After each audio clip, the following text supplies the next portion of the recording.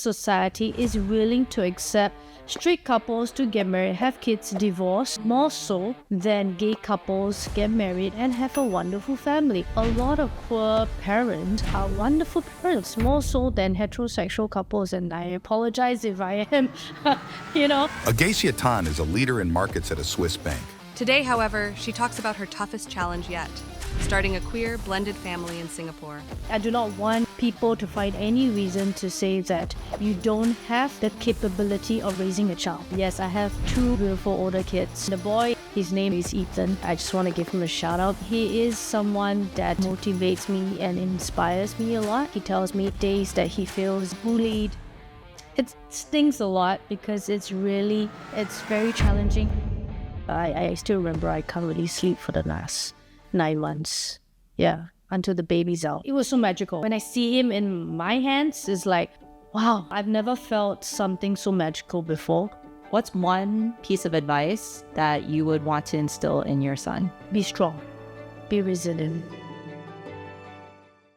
Hi, Agacia. Thanks so much for your time today. We met when we were both at where you were the head of the Diversity and Inclusion Network. Most importantly, you just started a family recently. And I really am so happy for you, because I remember when we would meet for coffee and I would complain to you about how much I don't like my job, and you were telling me how much you're thriving at work. You were saying that the one thing you wanted was to have a child and to be a mother. So I'm really, really happy I got to follow you on that journey on your Instagram and also see you thriving today. So to kick off, what's a nursery rhyme that's been stuck in your head lately? Yeah. Firstly, thanks for having me. So in terms of nursery rhyme, it's called the wheels on a bus go round and round. They're still doing that? They're still doing that, yes. And I just realized that every time I say it, the sparks of my boy just light up, and that's the only way to really make him pose for pictures. You go wheels on a bus go. You have to animate as well? He does that. Okay. He does that together with me, and he just lights up, and I just light up. And he even knows what it's to be sung right after that, the different lyrics and all. Sometimes if I get it wrong, like wheels on a bus, and then goes beep beep beep, and he's already with his hands like that, and there's another part that goes up and down, he's really up and down. It's amazing. Is he able to talk yet? He babbles now. He goes daddy, he goes go there, and now he goes Gucci. But it's funny because I've named him, his middle name is Valentino, so I said, no son, you're not Gucci, you're Valentino. So it's funny. Wow. Okay. Yes. Agacia, I always knew you were bougie, but naming your son after an Italian fashion brand is another level. Yes, but that's because he was supposed to be born. His EDD was actually 14th of February. So that's why I wanted him to be Valentino. Valentino is his middle name, but he decided to pop earlier. So yes. A rebel from the start. Yes, so totally. Maybe he is a Gucci. He probably is. He heard that and he was like, nope, I'm not doing that. And you still named him Valentino. So Exactly. Yes. So can you dive into your journey of being a parent? I knew really deep down that I've always wanted a child, kids, but that would require me to have a family of my own. I wouldn't have wanted to do it alone, because I feel that to bring up a child, you need to have parents, whether it's a mom or dad, mom and mom, dad or dad, which is quintessential for the upbringing of the child. But of course, finding a partner wasn't that easy in the society that we live in today. And not only that, I think it was also very hard to work at the same time, to strive in one's career in Singapore, to then want to have kids. Because firstly, I think to have kids, not only emotionally you need to be there, psychologically you need to be there. In terms of the money aspects, you do need to have, I would say, a comfortable set of savings, so to speak, to kind of bring up a child. Because I think for me, or at least for people like us, we won't be able to just walk into a clinic, an IVF clinic in Singapore, and say, please, can I have one? Now, it's not cheap, right? So that itself took me years for me to save up, to get where I want things to be able to live comfortably, to be able to provide for my child. having said that, I think there were also a lot of things in my mind, which I believe a lot of queer parents out there would also resonate, is what if I bring up my child? How is he or she going to be part of the society where their friends, their peer group will be asking them, how come you have two mummies? How come you have two daddies? Where's your mummy and daddy? All this were definitely at the back of my head, even up till now. I honestly, if you ask me, I don't. It's fluid. I don't think we will always have the right answers, because at the end of the day, it's also how my boy is growing up, how he adapts, his character, his personality. In the event that our boy grows up, now he's only like 1 year old, in the event he goes into primary school, his friends start asking him, I think we will be very truthful to him who his family is and why he has two mummies, although from a pronouns, I can't accept that my mummy. It's strange, I know. I do now still say call daddy. It's funny, but it's something I know I need to live with, and I know that I need to also explain to him when he grows up to say, yes, you have mommy and daddy, but daddy is different from other daddies, and I am very prepared, and I know what to say there and then, hopefully, right? So my journey hasn't been smooth, even from grad school all the way till now, but I knew that I wanted to have a family. So what I'm trying to say is also that I want to strive the best in every sense in my career to prove to the society that we as individuals in the community, even though we're different, we can succeed, right? And to me, I still remember this question that was asked to me, what how do you define success, right? When I was in my younger years, I would say success means you can afford things that you want. Now, to me, success really, it's about family, right? I think able to strike a balance by having a family and to be able to provide the best for my family, I think that's really success. In addition to the fact that, as just now you've introduced, that I'm managing a team within markets, I think to bring about the best in class people within the team, it's also a success for me, right? So journey hasn't been easy, but it's about being resilient in the society, and most importantly, I think this phrase stuck with me, and I think it's really about being comfortable in an uncomfortable situation, which day in day out, people like us, and I'm not sure if you guys can resonate, we will always be put in a very uncomfortable situation, but I know I need to be comfortable in it to then navigate and to realize that, hey, we are the ones that can bring out change. And it's not about going headstrong to make the change, but it's more about really be the best version of ourselves, to say that we can really strive in society, we can have a family of our own, we also will give the best to our family, the kids will grow up healthy, and so on and so forth. Back in school, you get to face discrimination, but now when I have my own family, that whole discrimination and whole stereotype, it's a different level and different ball game altogether. But I still remember I can't really sleep for the last 9 months, until the baby's out, and it was so magical when I see him in my hands. It's like, wow, it's like I've never felt something so magical before. I know that wasn't a question, but it just that image of him out, raised up, and he started crying. It's amazing, because it's like finally the only one dream that I wanted to have. It's like, it's come true. Like, it's not about, okay, I want to have the nicest car, the nicest house, or whatsoever. It's just I want to have a child of my own. And going through that process, it makes you cherish so much, right, of him being there with you at the end. And if I remember correctly, so it was your egg that you extracted? Exactly. And your partner carried the baby? Exactly. What was the reasoning behind that decision? So clearly, fundamentally, we wanted to have the connection, because it's it's really the mother, as in my partner, who will be the mother of my child, to have the connection for for the 9 months, and then thereafter you can tell, like, even now she feels sometimes like, you know, she's real. She no one talks about whose eggs whatsoever. It's like she's the mom. But it's amazing, right? I mean, that's what I want, because I when I want to establish a family, it's not just I use someone to carry my child, but really to have the connection with my child and to build the entire family as one, right? So that's really the thesis behind that. And what was the process of choosing a sperm donor? That was the fun part, where, you know, you could really choose how you think your baby will look like, and, you know, you go through the features of the donor and the GPA score. It's really funny. Is there different options you can choose for how much interaction your sperm donor has with your child?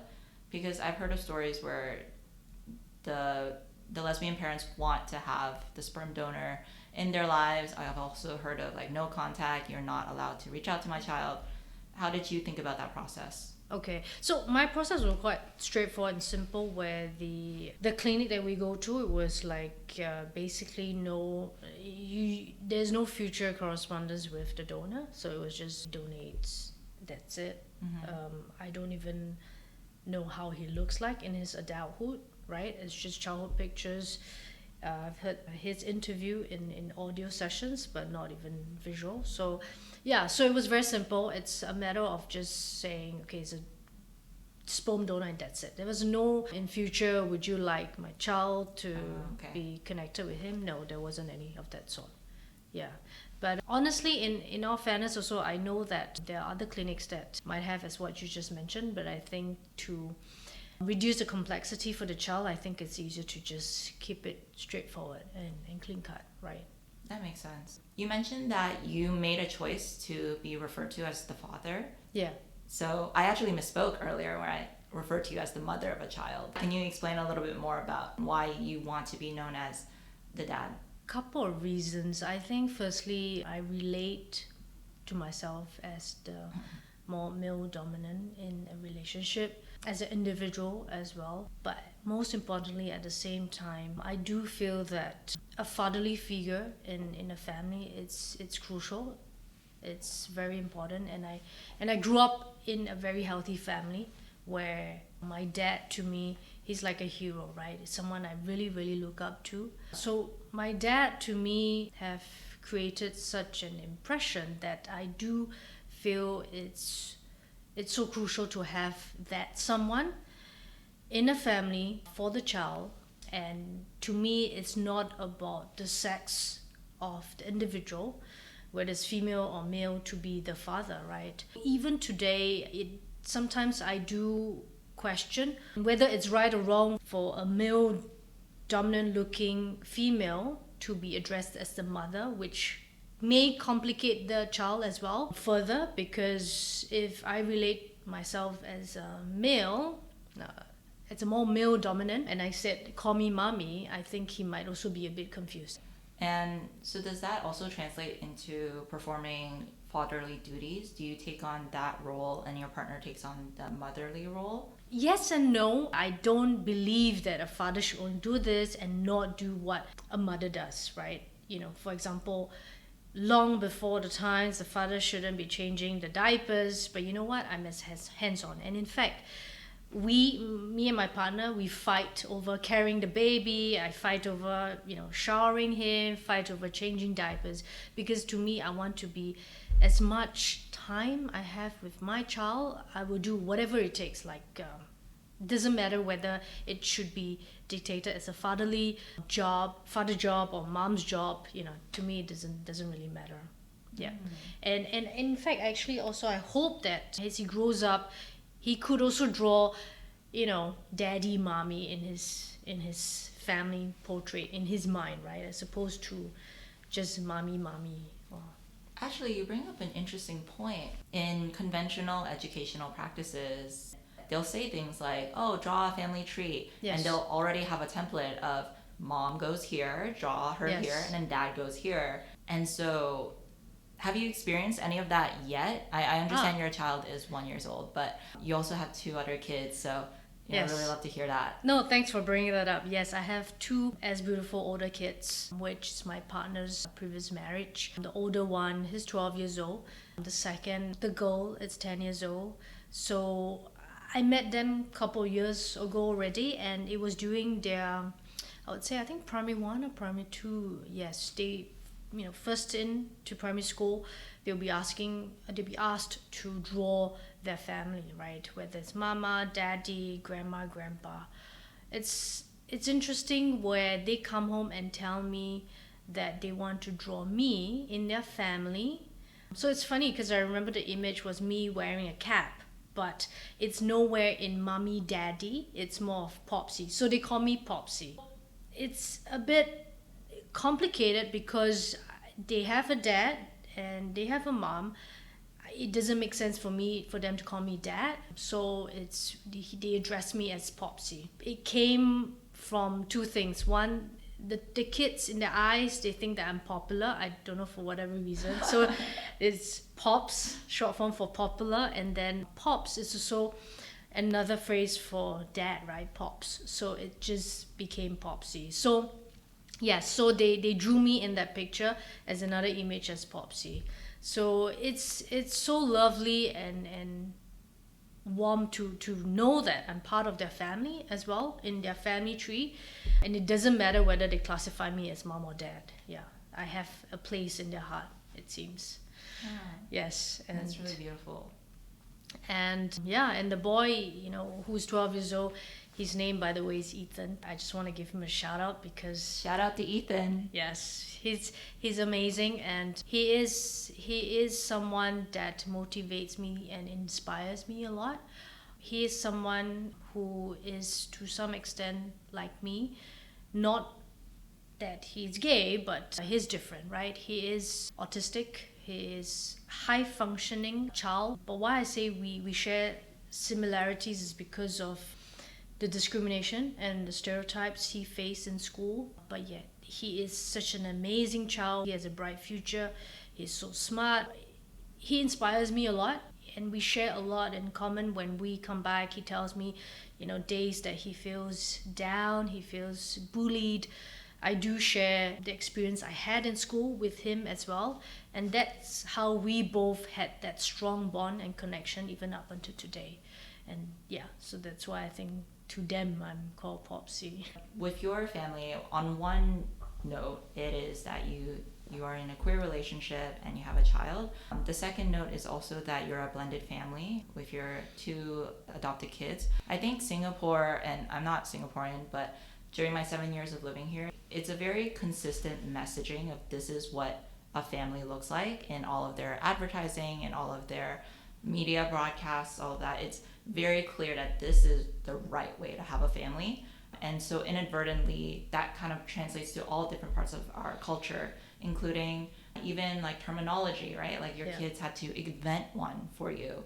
And so I'd really love for you to maybe talk a little bit more about how you feel living in this structure and navigating these structures that are very not so subtly screaming that this is not okay. This family arrangement is not normal. Yeah, this question actually it stings a lot because it's really, in short, it's very challenging. It's very challenging for me as an individual, being part of a blended family, and furthermore being in a society like Singapore. It creates an even much more complicated and challenging situation, if I may say. Firstly, being discriminated in school, it had been a part and parcel of my life, but now having my own family and a blended family, facing the society, it's a different ballgame altogether, right? Because when it comes to your children, so I have 3 kids, whether it's my child or the 2 older child, when you're out with them in play groups, with their peers and their parents, you realize you get scrutinized to a certain extent. You get, eyebrows raised, right? And it doesn't help that people are already, for example, Ethan, people already finds him difficult to be with. plus now he's in a blended family, it creates that whole additional layer of complexity. However, having said that, it's because of such complexity we've grown so much stronger, because we know as one, whether it's me, whether it's him, whether it's the girl, whether it's my partner, we want affirmation within. We don't need to have affirmation from external sources, whether my friends accept me for who I am, whether my friends' parents accepted me for who I am. And I think that's very essential, and I think that's very healthy, right? That's one. Secondly, I tried so hard for the two other kids' friends to know us as a family, and their parents to know us as a family, to not stereotype. Because if you just view us from external standpoint, you'd be like, oh, how come, this boy Ethan is with this family with two mummies? It's not healthy. And maybe they don't even know how to communicate to their children to say, oh, why is this family different, right? Because we are still to some extent conservative as a society, right? But if I bring the family in, the friends and the parents within the playgroup, they know us as individuals, they know us as a person. It doesn't matter how we look, it doesn't matter whether it's two mummies or it's a blended family. They do genuinely will get to know us first as an individual. But that is really a difficult step to take all the time. I know sometimes, even for me, sometimes it's tiring, right? And there is that fear that if you invite and actually maybe they just don't accept you. And that is the reality, and that's something that we will have to continue to accept. But it doesn't stop me from making people realize that we exist in this society and that we are as normal human beings. We're not different, we're not scary, it doesn't mean that the choices that the adults make, like me and my partner make, has any negative implication on the children. It doesn't mean that they will be less respectful, they will turn out gays. It doesn't mean that they will, some of them I think that poison their friends to be gays. It doesn't mean that's the case. And this is something that we need to stress, and in whatever ways and means, even through podcasts, to share that we are really just like any normal human beings who wants to strive in society, to want to have a family of our own, who love kids. And in fact, we do so much more for them to make sure that they are given the best, right? Whether it's not just monetary terms, but in terms of the overall well-being, right?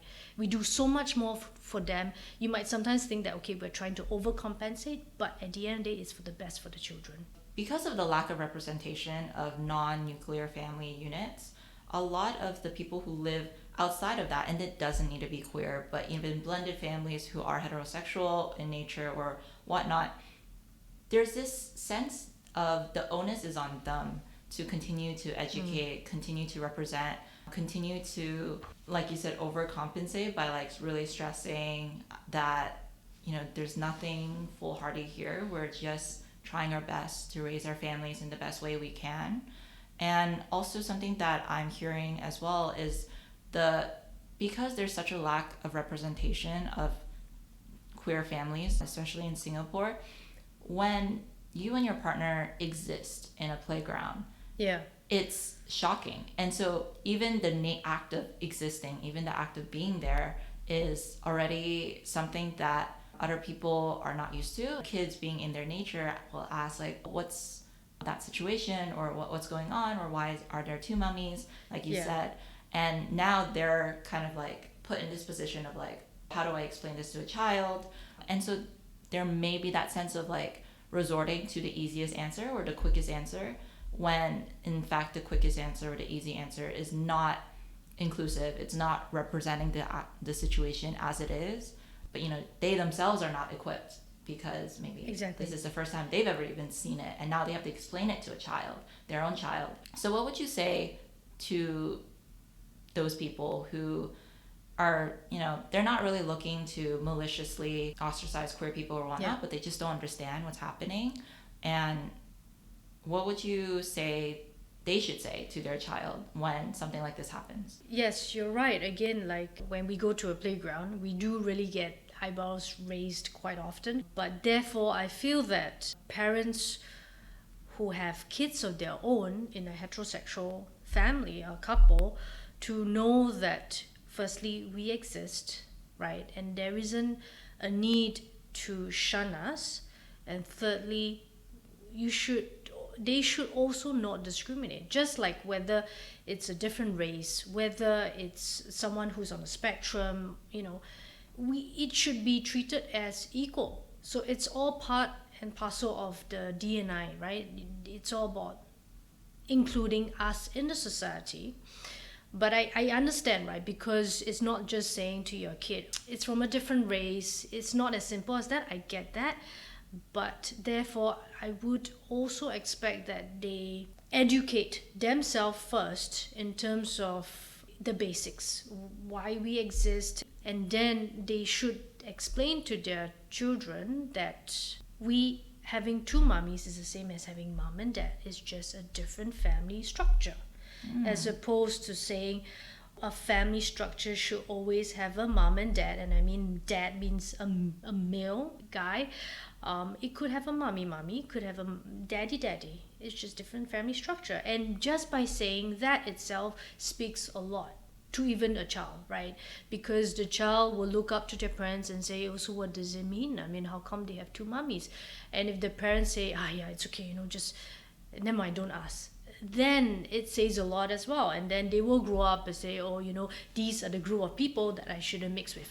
So it actually boils down to very, very simple gestures to say it's okay, we exist, it's fine, it's just different, right?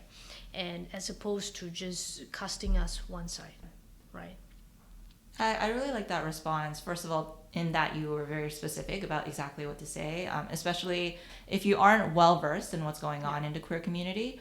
Just saying, oh, it's just different. And also, I really love that you mentioned this doesn't just extend to queer people, it also extends to people who are on the spectrum. It's not enough to just be like, don't ask me that question. Even if, as a parent, you may not necessarily be telling your child, you should actively shun these people, you should actively not associate with these people. Like you said, children are they will absorb, and also they look up to their parents. They're like the center of the universe, right? And so even a small gesture of, don't ask me this question, maybe coming from a place of, I don't know the answer, or I don't have time to learn about this, so just don't ask me this question.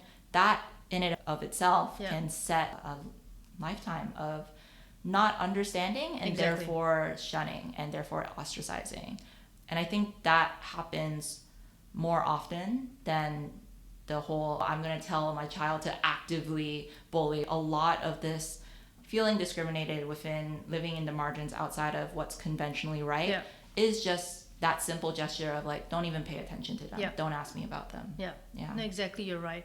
And I think as a society, we should do more really in this aspect, especially when we are really going to have more it's not just about how should you not discriminate people like us, but we should also do more and educate the society to accept people who has families like us. You know what I mean? So, and I think that's really very lack of in this generation already. It's quite often I hear that for some groups, they do constantly stress that we as gays should not have families. We as gays should just be gays and not be detrimental to the next generation. And it's very unfair if we bring up kids who comes from gay family. So I think that's very sad, because if you say that, I can't imagine if they then say it to their kids who will treat my kids, and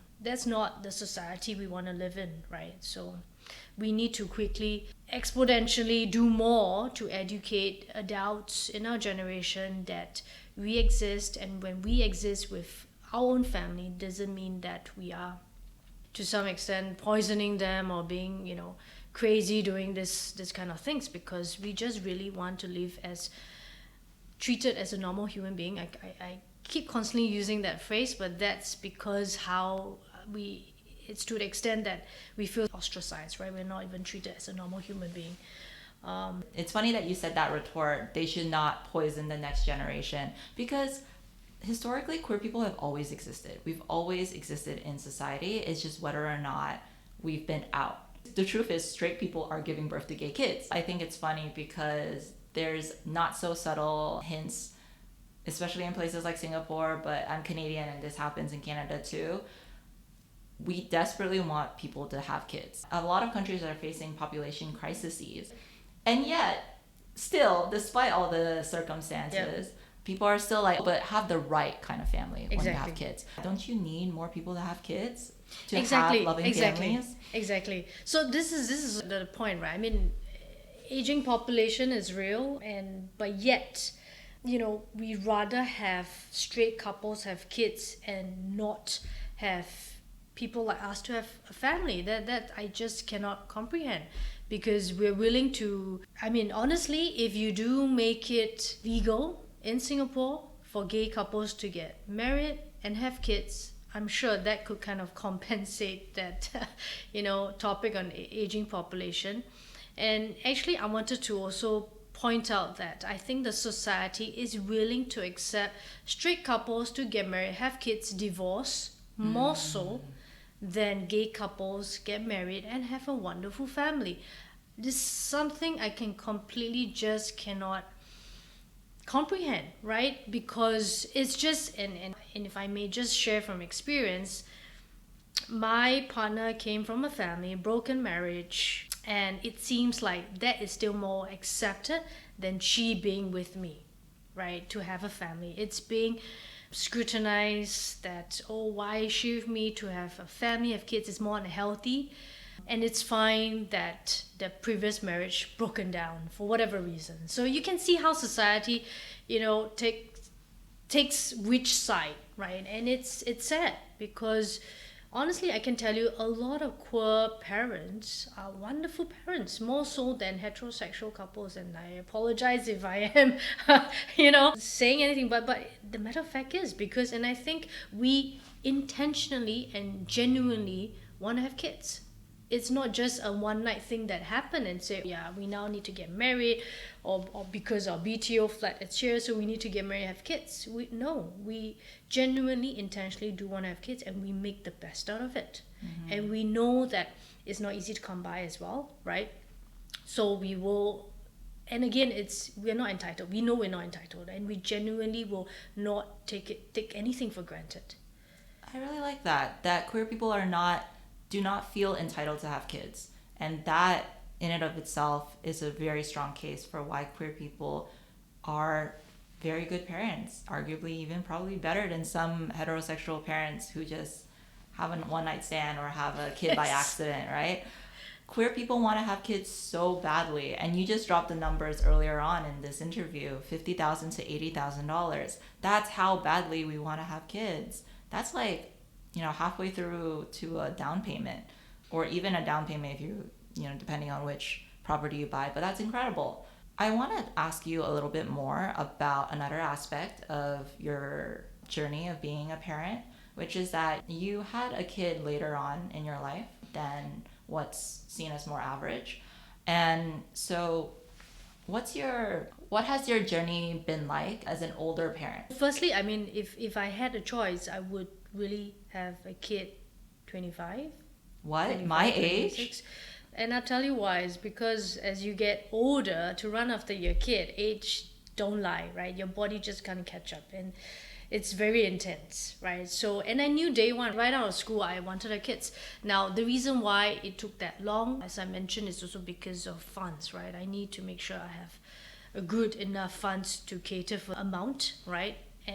But most importantly as well is to make sure that, how should I put it? I want to make sure that I am of a certain position in society, right? To be able to provide the best for the child. Now, let's say, for example, if I'm 25, I don't have a job, I'm struggling to meet end meets, and I just want to have a child. It's also a very selfish thought, because then if I bring up my child, I won't be able, in my mind, you can call me old school, I won't be able to give the best for my child. And again, realistically speaking, living in Singapore, a lot of things cost money. Talking about inflation, right? Honestly, I knew very clearly I want to make sure that my career is of a certain status, right? To be able to command the level of respect, and not to be scrutinized again by society. Say, oh, you're just someone who out from school, you just want to have kids, and you And I do not want people to find any reason to say that you don't have the capability of raising a child. So was that influenced in part because you're also queer? for sure. I always have this constant reminder to myself that in everything that I want to put in, it has to be a 200%. And at 200%, it's because of the minus 100% that I feel that people like us are already, we are not on a level playing field. We're not on a level playing ground to start off with, right? So I need to make sure that I overcompensate, right, to be able to meet the standards of, the same in social norms, right? So yeah, so basically that's also the reason why it took me a while to have a kid. That's actually really long, because once you pass 35, honestly, the body can't wait. We as women, biologically, the egg counts just reduce after 35. So for every parent out there who wants to have a kid, please do that before 35, right? Both emotionally, biologically, psychologically as well. It's much, much challenging. Yeah. Actually, you mentioned that, and I was going to ask you, I'm 25 now, so in your answer, the best time to have kids, but I'm 25 now and I want to have kids when I'm in my 40s. What advice would you have for me? Don't wait. I want to, though, because of all of the things that you said, right, about being in a financial position, because first of all, being queer, you can't just pop a baby. You have to really put in that amount of time, that amount of medical expenses, and also reach a point in my career where I can command that level of respect and autonomy to kind of manage my time. At least take that step in terms of finding out which clinic, what are resources you need, because it's not an overnight, it's not a 1-year thing. Honestly, it's a multi-year project, honestly. But if piece of advice is, don't do past 35, because it's not that you want or don't want, it's your body just won't wait for you, right? And if you want to have, again, as I mentioned earlier on, it's expensive. You don't want to go through that process many times, not just because you cannot afford it, but it's just emotionally draining, right? I have friends who went through various cycles because of the age, right? And it's just sad, because it's not easy to go through 2-3 times of disappointment to the point where you have no choice but to give up, because just the body doesn't produce healthy eggs, right? So that's something to consider. What about freezing eggs? Yes, you can freeze your eggs, maybe let's say 30, and then but you can't then take it for granted that you can give birth or have the child 42, 43, because that plays a significant part of childbirth as well. Damn. And not only that, I mean, at 42, I mean, you really want to spend good healthy years with the child. I mean, yes, I know our life expectancies is increasing now, but still, you don't want to be at 60 when your child is only just out and to go into college. So yeah, it's really good to have kids as early as 30ish. I think that would be a right number to be at. All right. How do you balance your career, because you are in a position of leadership and you are leading teams, and also fulfill your duties as a parent to a young child? When I meet people, one of the icebreaker, they will ask, how are you? I say, oh yeah, getting very tired over my newborn, or I wouldn't say newborn anymore, but like my 1-year-old. And they go, you have children? I was like, yeah. I don't know why they look at me with such stunned look, right? You have a kid? I say, yeah. And then the next thing they look at me and like, then I go, no, I wasn't pregnant. My partner was. And then that it's like an icebreaker to tell them 2 things. One is I'm queer, right?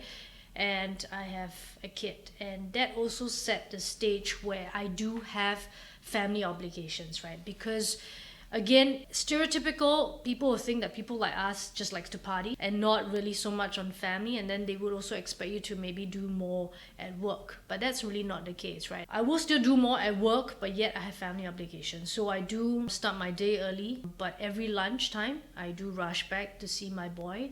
to make sure that I have him during his mealtime, just before he naps.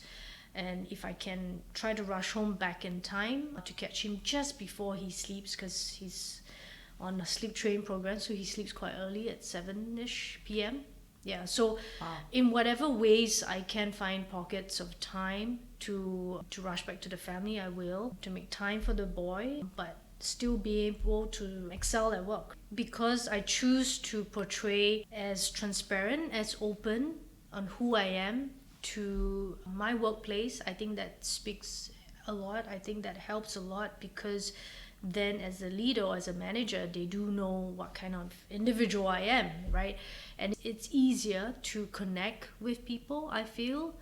But obviously there will be some that still might feel that they're not comfortable speaking to me, but that's fine. I think people like us need to, as I earlier on mentioned, need to be comfortable in being in a very uncomfortable situation at all times. Who I am and how I portray myself at work as open and transparent, that really helps shaping my team's perspective of me and how I want to drive the teams, the vision, and so on and so forth. Because at the end of the day, we are in a people's business, whether it's in private banking, whether it's in global markets. At the end of the day, it's not the system that works, it's people that makes things work, right? And it's my duty to make sure that I influence and create a very positive, conducive environment to strive at. And being who I am, I think that itself speaks a lot. I want to bring it back to when we first met, and you said something that has still stuck with me to this day. We were having lunch, and I remember I was telling you how enthusiastic I am about the diversity and inclusion network, and you're like, yeah, we do all these things, and I'm like, oh, I'm so excited, like I would love to join. And then you kind of look at me and you're like, are you queer? Yeah, I'm really queer, I'm really, really gay. And you're like, okay. But I thought that was really interesting, because I guess, like, especially back then, I have short hair now, but especially back then I was very straight passing, and it was like early in my career, right? So wore the long dresses. I was even seen as straight by you. And I remember something that you said, which was that my closet is a glass closet, because the way that I dress and the way that I present myself, people will always make assumptions even before I say anything. Obviously now you've really rose through the ranks, and that hasn't stopped you from getting to where you are. But I'm curious, when you started working, did you feel this obligation to pass off as straight in whatever way? I started out as an analyst in the back office, where you don't really get much exposure in terms of being out there, if so to speak. That itself allowed me to dress the way I feel comfortable in, right?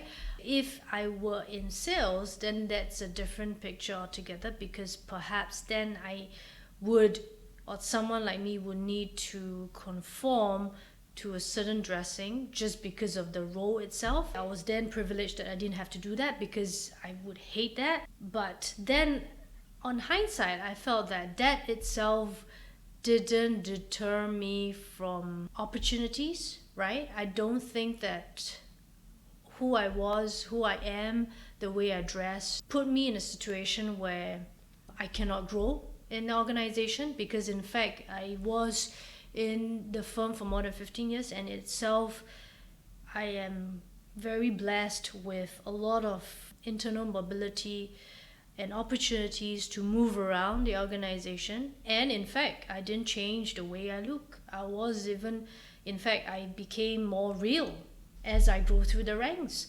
And so I don't think it should be any different. I won't know, because I don't think anyone has told me straight in the face that, hey, actually you should wear a dress, then maybe you get promoted faster. Ultimately, I achieved it, right? Whether it's going to be 2 years, 3 years, 4 years. Mm-hmm. And I would imagine that now you're in a client-facing role and you are quite visible in the organization, but I would imagine that as you grew with your confidence, your career was progressing. Yeah. I mean, for sure, when you meet, let's say, a client, you will get first look, especially again in Singapore and an Asian context. And I'm very sensitive on that kind of expression, but that's fine, because then that's when I let my credentials portray itself. And then when I deliver the performances, the presentation. In fact, actually, thereafter, they don't look at the way how I look anymore. What's next for you? What are you excited about? Just few days ago, because my family grew so fast, so quickly, I was thinking of building a bigger place for my kid. Oh my gosh. It's a multi-year project. I have a very, very good friend, and she's always telling me, oh, I want to visit this place, this place, this place before I die. But for me, I always mention that I will not be able to die peacefully if I didn't have my child. I'm so glad that I have him already. Now it's like, no, please, I'm not going to pass on. I want to build lots of beautiful memories with him in the coming years. What's one piece of advice that you would want to instill in your son? Be strong, be resilient, but of course be respectful and be inclusive. And have a very good attitude. To survive in society and to be well respected, you need to be strong and you need to have a good attitude.